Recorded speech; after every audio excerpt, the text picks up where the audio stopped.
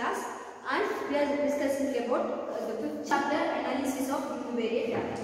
And in the last class we have seen in what do you mean by univariate data. Univariate data means where we analyze single variable, and this particular chapter it is divided into 5 categories, that is based on the various types of measures which we use in order to analyze the univariate data.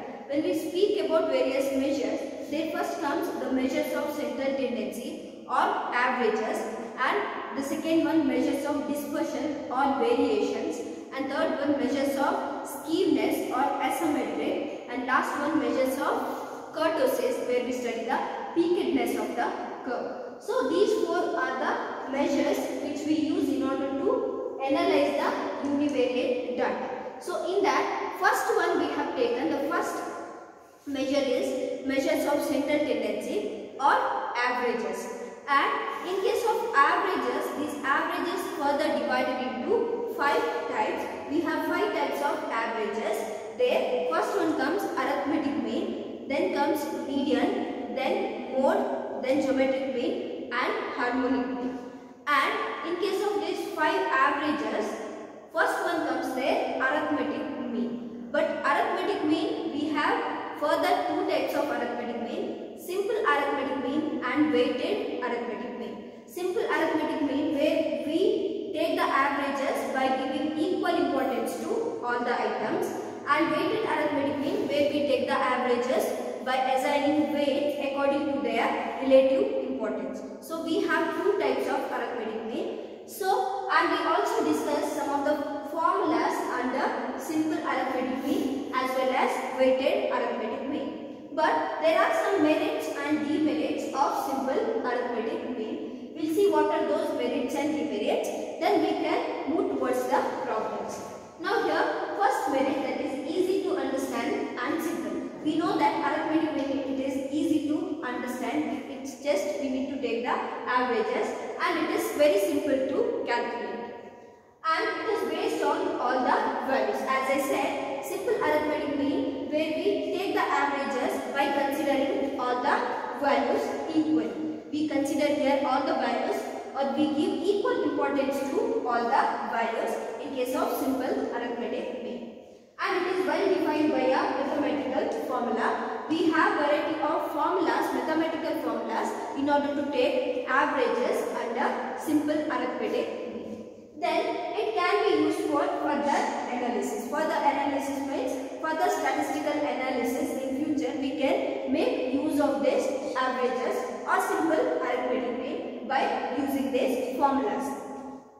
Now there are some demerits. Here the first one, it is affected by abnormal extreme values. What is abnormal extreme values? Abnormal extreme values means there will be in a series of data. When the series of data will be given, we will be having there the minimum value, having the maximum value. But in case of arithmetic mean, we don't consider the minimum value or maximum value. We consider all the values equally. We give equal importance to all the values. So we do not consider as minimum value or maximum value. So that's what we say it as, that we call it as abnormal extreme values. Extreme values means this, what we say minimum value or maximum value. So we do not consider in case of arithmetic mean. So it is affected by abnormal extreme values. Then it cannot be used for open-end distributions. Arithmetic mean we cannot use for open-end distribution. Open-end distribution means, as I said, where in some of the classes see below 10, then it will be 10 to 20, 20 to 30, 30 to 40 and 40 and above. Where in a class where lower limit and upper limits are not specified, such classes are called open-end classes. When we get these kind of class intervals, we cannot apply arithmetic mean. That is one more drawback of arithmetic mean. Then it cannot be used for qualitative data. We have 2 kinds of data, that is quantitative data and qualitative data. Quantitative data are those data which are expressed in numbers. Qualitative, these are the data but we cannot express in the form of numbers. So in such cases we cannot apply like a arithmetic mean.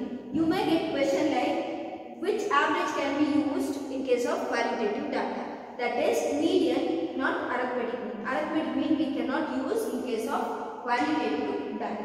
Then last one, it cannot be obtained graphically. The arithmetic mean we cannot present it in the form of graph.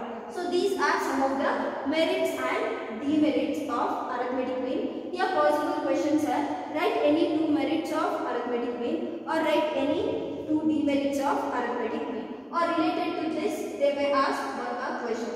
It cannot be used for open-ended, which is the average. We cannot use it for open-ended classes, or which average we cannot use for qualitative data.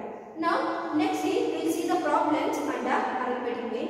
After seeing simple arithmetic mean, then we will move towards the weighted arithmetic mean. We discussed the formulas under weighted arithmetic mean. In case of weighted arithmetic mean, there were only one particular formula, that was sigma wx by sigma w. But we have seen variety of formulas under simple arithmetic mean. Now, we will discuss the problems under simple arithmetic. Now, we will see problems under arithmetic mean. The first problem, calculate the mean for the following by the method of direct and shortcut. Shortcut method is nothing but deviation method. Now, firstly, when you get a problem under arithmetic mean, you need to check, mainly you need to check whether it is ungrouped data, as I said, whether it is ungrouped data or grouped data. Ungrouped, grouped, or if you find group, whether it is discrete or continuous. Now, you observe the first problem. Is there any frequency? Frequencies are not given. Only variables are there, that is height data given. So that we can consider as ungrouped data. Then we need to think of ungrouped formula. Now, if you observe the second problem, the variable as well as frequency is given. That means it's a grouped. And yes, if it is a grouped data, then we need to check whether it's a discrete or continuous. You check there whether it is discrete. Yes, it is discrete because class intervals are not there. For example, 10 to 20, 20 to 30. Such kinds of class intervals are not given. So it is discrete data. So firstly, you need to identify which kind of data it is. Now, when you observe, now we will solve the first problem. When you observe first problem, we will get to know that it is ungrouped data. And in case of ungrouped data, which formulas are there for direct method and shortcut method. Now, write the solution for first problem.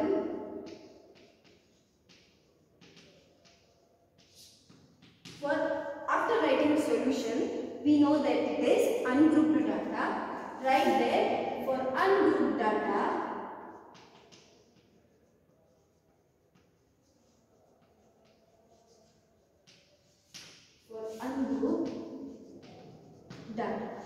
now for ungrouped data, now we take the values, x values. We consider it as x variable. So, we will take the values as it is 61, 62, 63, again 61, 63, 64 and 64, 60, 65, 63, 64, 65, 66 and 64.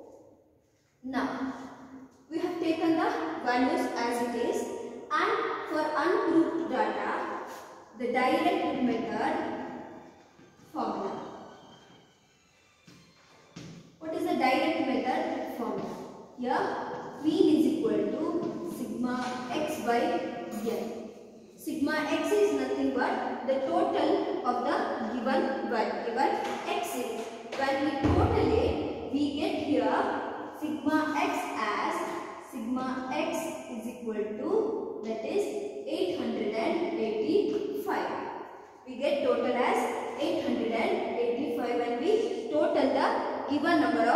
observations.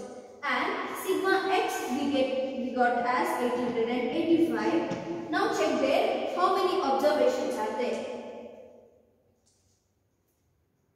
So altogether we have 14 observations. So total number of observation, the sum of the observation divided by the number of observation is 14. So there we get mean as 63.2. This is the arithmetic mean where ungrouped data direct method. Now one more method they have told, that it is shortcut method. The shortcut method formula is shortcut method or deviation. Shortcut or deviation. Here we have formula for ungrouped a plus sigma u by n, and we know that here u is equal to x minus a. U is equal to x minus a. Now from the given observation, one particular value we need to take as a. Now in case of arithmetic mean, we take the least value as a, so that we can avoid the negative values. When we find out the u, in order to avoid the negative values, it is better to take the least value. And when we observe the given observation, then we have least value as 60. So a take 60 as the assumed value and write there least value for your understanding. Don't write it in the examination or in the solving problem. This for your understanding, since it is the first problem, write there 60. The least value we take as a. Now we need to find out x minus a. What is the x values? These are the x values minus a. Now the next column, x minus a. Actually we need to prepare the table here.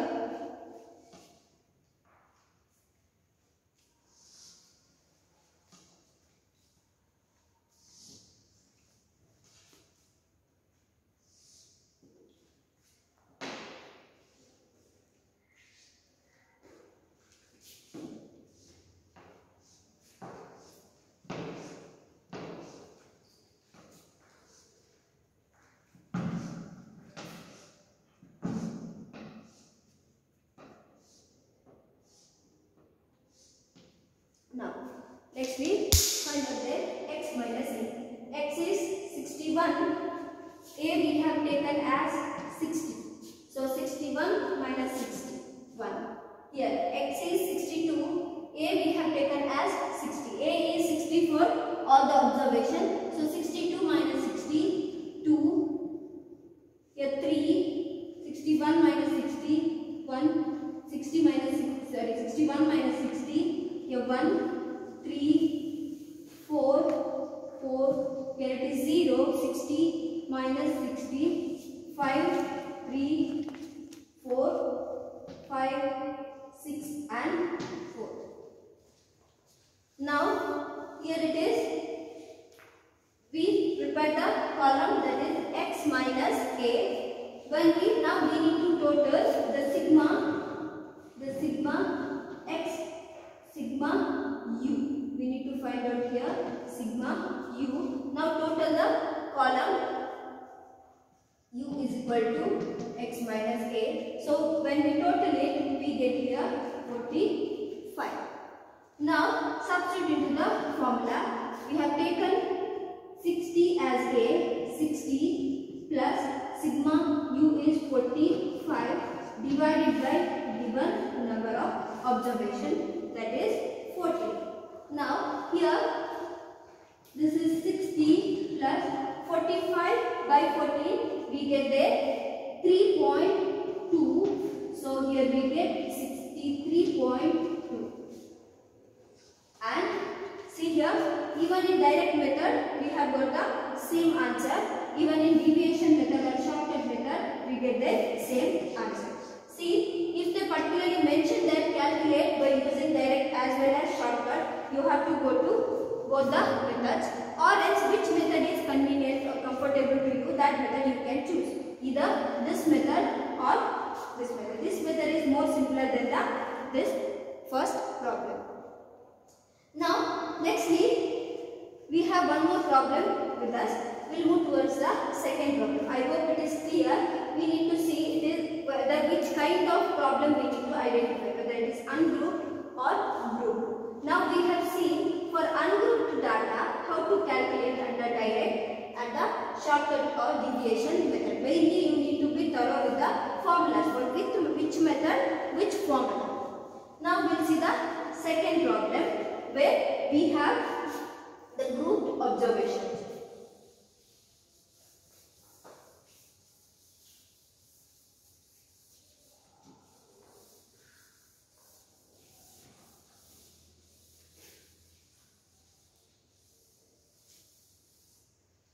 Read the second problem there.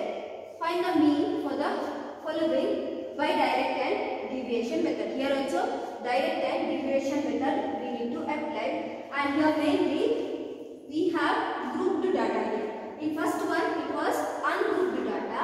So here is the solution right there for grouped data. For grouped data, for grouped discrete data.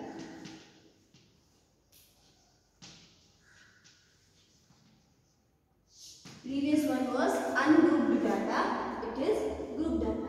Now here take the values x as well as y, x and f, x and frequencies, that is 19, 21, 23, 25, 27, 29 and 30, and frequencies are 13, 15, 16, 18, 16, 15 and 30. Now, for which method? First we need to go with the direct method. Here under direct method, write the formula under direct method, where x bar is equal to sigma fx by n. So what we need to do? We need to find out the total number of observations, that is frequencies. Total number of observations. When we total it, here we get as 106. We get n as 106. Then we require f into x, sigma f of x. So next, which column we need to prepare there? fx. We need to prepare there fx. Now 19 into 13, we get there 247. Then 21 into 15, there we get 350. Next 23 into 16, there we get 368. Next 25 into 18, we get there 450. Next 27 into 16, we get there 432. Then 29 into 15, we get 435, and 31 into 13 we get there 403. Now sigma fx, the total number of fx column, that is sigma fx is equal to, what do we get? We get there 2650.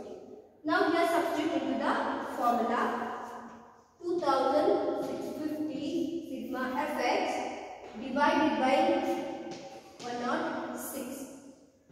Divided by 106. When we divide it, we get the answer as 25. So here arithmetic mean for grouped data, in case of grouped discrete data, for direct method we get value as 25. So this is under direct method.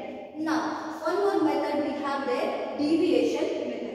So, what is the formula under deviation method?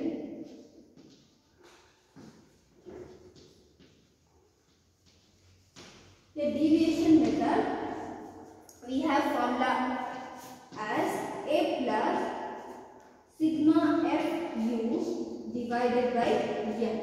Sigma fu divided by n.